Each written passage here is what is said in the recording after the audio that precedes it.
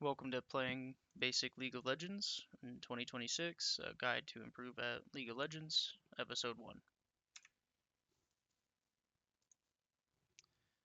Who am I? My name is Solomon. I go by the username Salamion. I've played League of Legends since I was 11 years old. I started in Season 2, and I'm currently 26. I live in the Midwest, and I like playing League of Legends. Uh, why should you bother watching this video? Why should you even listen to me? Well, I played the game for 15 years now, so that's a lot of experience. I've already hit Diamond this season. I think the season started on the 9th, or maybe the 8th, and it's the 20th, and I've already hit Diamond for this current season. I've played, throughout the 15 years, I've played almost all of the roles to an extended, to a very extensive point of view. And a lot of the advice that I'm going to be giving is by very, very helpful advice. It's a collaborative effort of advice. This is not all just what my perspective is. This is a lot of the accumulated knowledge that I've gathered through 15 years of playing League of Legends. And throughout those 15 years, I've been consistently watching YouTube content. I've been consuming content on League of Legends. I've watched the esports. I've followed guides. I've followed different one tricks. A lot of different content. So hopefully this is a collaborative effort of me giving you the best stuff. So lots of credit goes to Riot Froxon for his Leaguecraft 101 series as inspiration for this. Um, his series really opened my eyes. Like his series is what kind of got me from like being a bronze player to being a gold player, and I feel like that's a big jump, or at least it was a big jump back in the day. And uh, Riot Froxon Leaguecraft 101, go ahead and it's still on YouTube. Go ahead and search it. 100% go follow that guy's content. So for those of you who don't know, Riot Froxon, his name is Matt, and he is now currently the lead gameplay designer for League of Legends. So he's in charge of a lot of stuff about how the game runs. He has a very deep understanding of the game, and a lot of his content was made prior to him working at League of Legends. Like this guy had a content series that was so good that League of Legends saw that Riot Games saw it and was like, we need to make that guy in charge of of making League of Legends, and they did. So, um, yeah, if you haven't seen his stuff, it's really a shame because I think a lot of people haven't actually seen his stuff, and it's incredible. And that's a lot of the inspiration for this series. So definitely go check him out, go follow him on his socials, etc. Definitely go look up that YouTube though. So target audience for this series. Who is this for? This is primarily going to be targeted towards the lower ranks of League of Legends. I'm a diamond player. That means I would say sub diamond, but high emerald is pretty much in my range as well too. So like I would say I would be very comfortable saying that this is for the bottom of iron to high platinum, uh, and maybe a little bit of low emerald. A lot of the stuff that I'm going to say might be things that you already know, but I'm hoping uh, to say it and kind of put it in perspective in a way that allows you to make certain concepts kind of click. Because I think that a lot of people communicate differently and they kind of communicate very straightforwardly in their YouTube videos. And my goal is to kind of put a little bit more nuance into when I talk about things, to hopefully make things click. For me, a lot of things got told to me when I first started playing League of Legends, and it didn't really make a difference. Like I didn't consciously recognize what those concepts were until I watched some videos here or there, or until 10 years down the line, or until I personally realized it.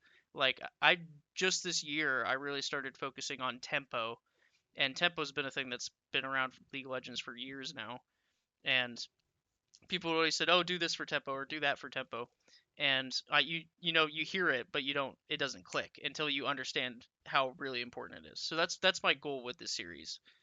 So even if you're around diamond or also high emerald, or you feel like you already know the things, hopefully I can make certain concepts click. So what are we not discussing about basic League of Legends. Well, we're not discussing the tutorial level stuff. So that's character movement, that's keybinds, champion mastery. To an extent, there's really important things that go into champion mastery. Leveling your abilities, the settings that you're going to be using, tutorial level stuff. I'm assuming that you have a base knowledge of how to play League of Legends, like how to actually move your character around. That is, I'm assuming that knowledge if you're watching this video. So, what is even League of Legends, right? League of Legends is fundamentally, at its bare minimum, it is a fighting game. It's not exactly the same 1v1 Street Fighter fighting game, but it is a micro competency competitive game where your ability to outfight the other guy matters a lot more than everything else. So there's lots of micro involved. Okay? Like just to put it even clearer in perspective, we're playing a MOBA. MOBA means multiplayer online battle arena. Okay, it's a battle arena. You are here to duke it out with somebody to see who's better, right? Or to see which team is better. Okay? League of Legends. Now, with that being said, League of Legends, while being a fighting game, is also a fantastic strategy game. With like there's plenty of macro concepts that will get you very far in League of Legends. So there's micro things. I would say that this, if you could split the game into thirds, I would say 2/3 of the importance of this game is micro, and I would say 1/3 of the importance of this game is macro. Until in terms of solo queue, okay, I'm not talking in terms of a competitive 5v5, LCS, etc. Right? Um, there's plenty of both. So like you can be a player that really focuses on macro instead of the micro, but micro is going to get you very far, and micro tends to be what a lot of people are good at. A lot of the transferable skills are that are coming from other video games are. So what that means is that there's going to be players on each rank that have different levels of understanding between the micro and macro concepts. So you're going to see Emerald players that have no idea how to play the mid game because they are a Riven one trick top laner and they just steamroll their lane every single game and hard carry through just straight up fighting, right? And then there are also going to be Emerald players or Platinum players who they are dog shit on every champion. You could never put them on under 80 carry. They don't even know what attack move click is. Okay? But they win every game because they have perfect back every game. They buy exactly the right items they need to buy. They show up to every team fight they need to show up to, and they ping and they have great ward coverage, right? Both of those players can be Emerald 1 at the exact same time. They can both be Platinum 2, they can both be Gold, they can both be Bronze, right? There's different levels of understanding between the macro and micro that each player is going to have. So what does that mean for you? Why is that important? Well, it grounds you in a perspective that's very unique compared to other video games, compared to like Counter-Strike or other esports, right? So the players in your game are not going to all have the same level of understanding as you, your opponents, etc. Right? This means you're going to have teammates who suck in a lot of things, okay? But they also might be really good at other things. Like they're going to excel. Like I said earlier, you're going to have Rivens that are dominating top lane and 1v9 carry, and then you're also going to have Teemos who like just know how to right click and place their R button correctly, right? Like they have amazing ward coverage and they never die to a gank, right? There's going to be different. You're going to have multiple. You're going to have a wide cast of different teammates in this game, and primarily League of Legends is a game where you cannot 1v5 like you can in FPS games. Okay, like competitive Counter Strike, you load into the round. Okay, you buy your AK, you buy your M4, and the goal, the optimal thing that happens before you even consider the objective is that you get to your first point of contact and everyone on your team headshots the enemy. Okay, that is like that's peak Counter Strike right there. That is like a perfect game of Counter Strike. You headshot every enemy, and it's also a game where one player who is significantly better than all the other players can actually just literally click all of their heads on the enemy team and win the round single-handedly by themselves. Boom. Okay, that does not happen in League of Legends. For the majority of games, obviously everybody's played a game where like you have a Swain that's super fed and he just hard carries the game, or a Fiddlesticks who hard carries the game, or a Viego who's literally unkillable, or an Ornn that's so tanky that he just can't be killed, or a Scion. Like there's obviously extremes in all of these, but like the 99.9% of your games, you are not going to ever 1v5. This is fundamentally a team game, okay? And this is the fundamental challenge that solo queue is bringing to the table, right? So how do we start even playing basic League of Legends? Like what is basic League of Legends? Or like how do we even begin to understand what basic League of Legends game looks like? Well, first off, you can't competitively play League of Legends without some kind of accumulated knowledge and baseline information, right? Like this is common champion knowledge. You need to know what your champion does. You need to know what the enemy champion that you're laning against does. You need to know what their jungler does. You need to know where you need to be standing to avoid their abilities. You need to know their ranges. You need to know if they're ranged or melee. You need to know what kind of if they're a marksman or a bruiser, or if they're a tank or a mage, or if they're an assassin. And there's 170 plus champions. 170. Okay, there was like 40 on release. I started playing season 2. There was like maybe 50. Okay, there is a ginormously huge level of information that you need to be able to understand to even begin to play basic League of Legends. Okay, that this is a game, and this is where you get like the stereotypes of like people who the League of Legends player, right? The somebody who's this is the only game they play, and I totally fall under this category. This is the game that I have the majority of my hours on. Um, where it's like you need to know but you really to like begin playing, and it's not a minimum, it's not a bare minimum, okay? To like enjoy the game, it's a video game. Enjoy it, play normals games with your friends until you feel comfortable playing, like knowing what you're gonna be doing, and really how many of these 170 champions are actually getting played all the time? Not a whole lot of them. There's a lot of like niche champions. You can learn the meta champions and then move on from there, right? But you like part of basic League of Legends is understanding common champion knowledges, including yourself. You need to know basic itemization. You need to know not to build AP or to build AD on Fiddlesticks. I think one of the first times I started playing League of Legends, back in the days, season 2, I was playing Fiddlesticks. He's the first character I ever played, and I built Triforce on him because I thought it just looked the coolest. I was like, this is the coolest freaking item. It's the Trinity Force, man. It's like the sword from Zelda. And I built Triforce Fiddlesticks, and I thought it was so cool. I thought it was so impressive too.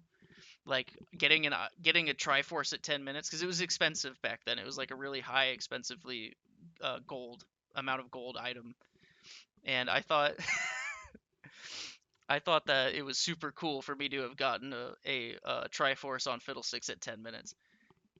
It's complete dog shit in terms of like actual itemization.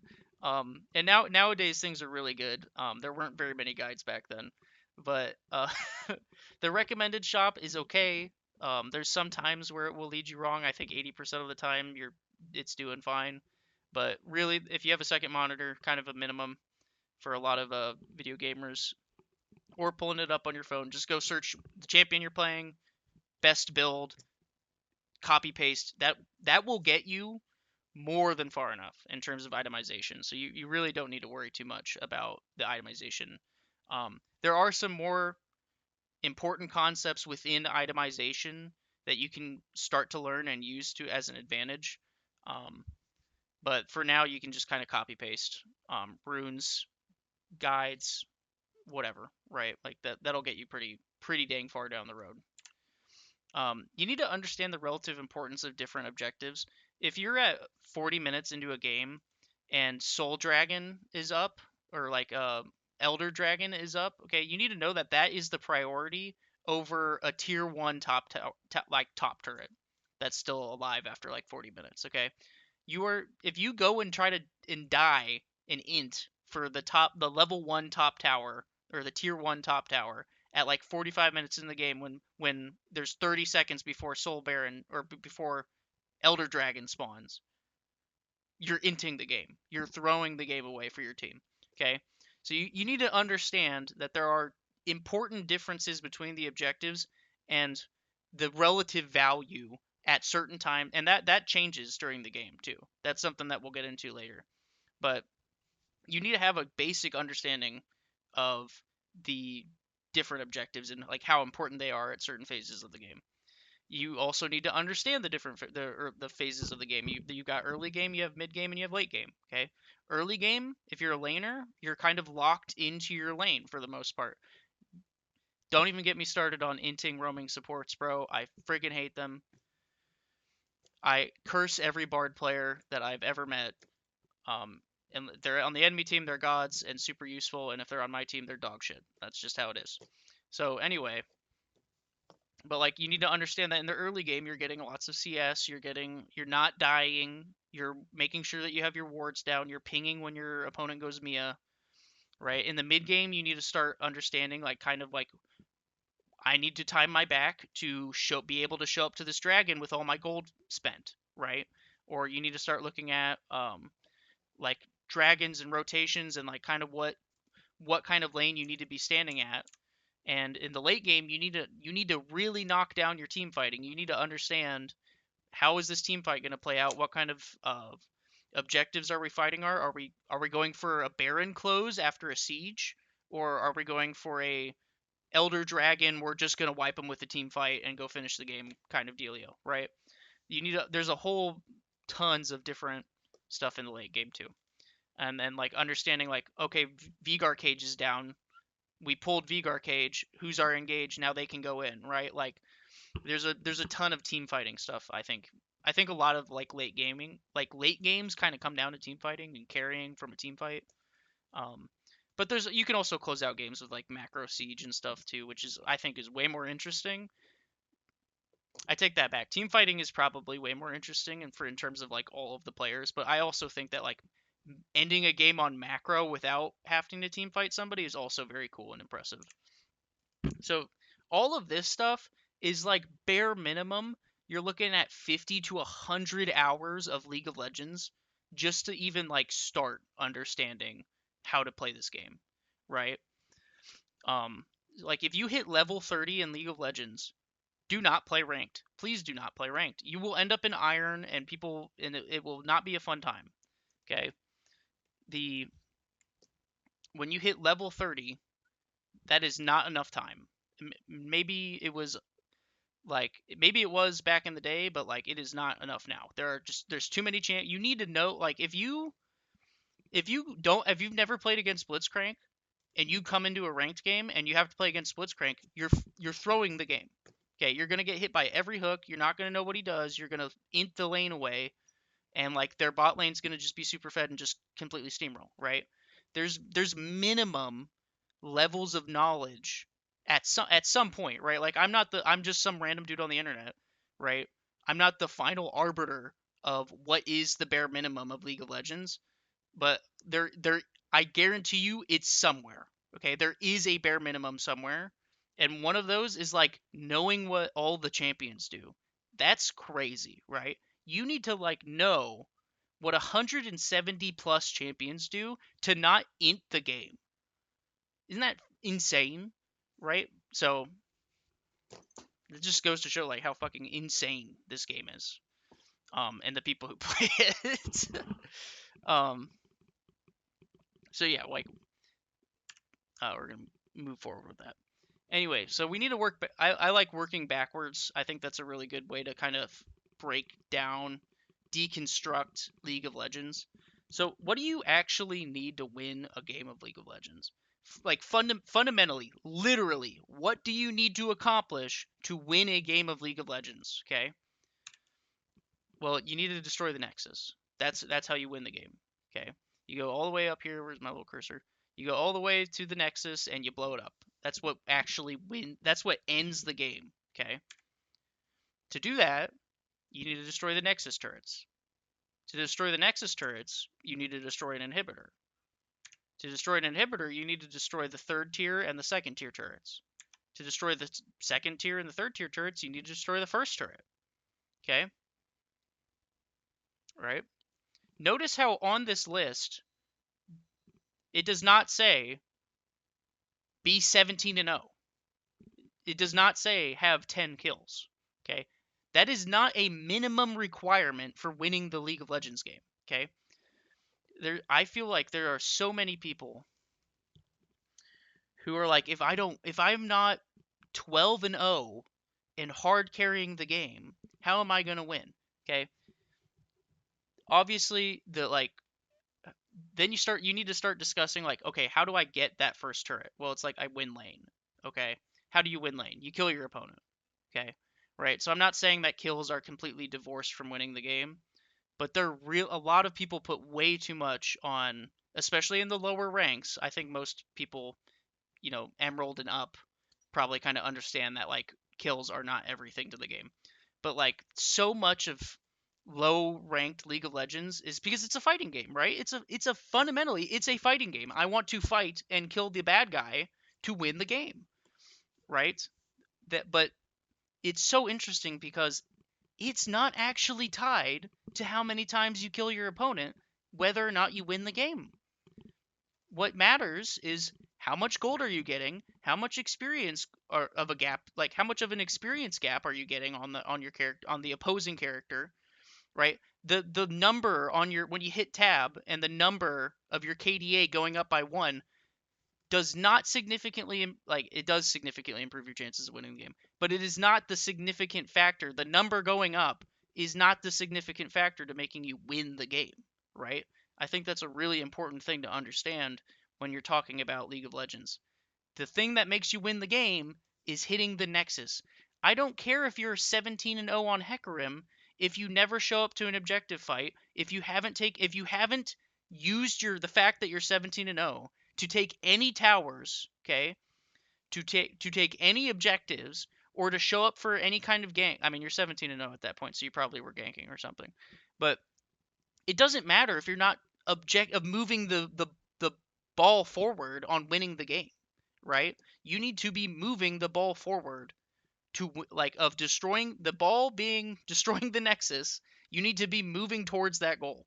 And it does. I've seen so many, especially Kha'Zix. I don't know why Kha'Zix keeps coming into my head, but there's so many Kha'Zix players who go like 7 and 0 in the early game, don't show up to a freaking dragon fight, and then go like, "Oh well, you guys are all trash. Why didn't I win the game?" It's like, okay, well, you, with your 7 and 0 lead, you didn't dive bot lane and then, like, take a tower for free. You didn't show up to the Herald fight, and the enemy team used Herald, and they won the Herald fight, and they used it, and they took tier 1 and tier 2 mid with it, right? Because while you were inting and giving 1,000 gold shutdown to their top laner, they were taking objectives on the map, right? So if you cannot translate your KDA number into a substantial advantage that moves you closer towards destroying the Nexus, then you're throwing the game away, right? I don't care that you go 3 and 0 in your lane if you haven't destroyed a single tower, right? And you can kind of see this with um within a lot of League of Legends games, and especially competitive games. But like, if you're 10 minutes into a game, and like, you're spectating a game, or you're in your own game, and you're 10 minutes in, and you see that your team has not taken a single tower, okay?